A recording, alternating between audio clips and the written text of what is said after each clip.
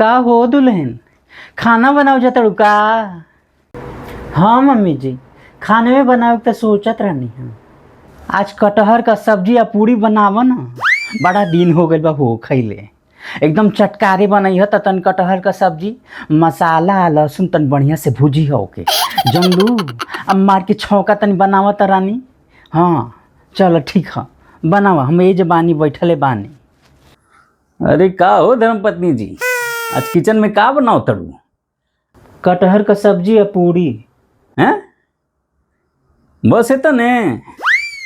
अरे तनी ओकरे साथे खीर बनाओ बढ़िया एक नंबर हैं, आ तनी पापड़ छाना जानलू, तब मजा आई खैले में। हाँ बनाओ दबा के बढ़िया एक नंबर।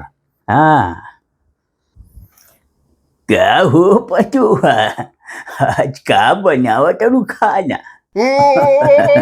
पूरी, कटहर का सब्जी, खीर और ये पापड़। बस इतने?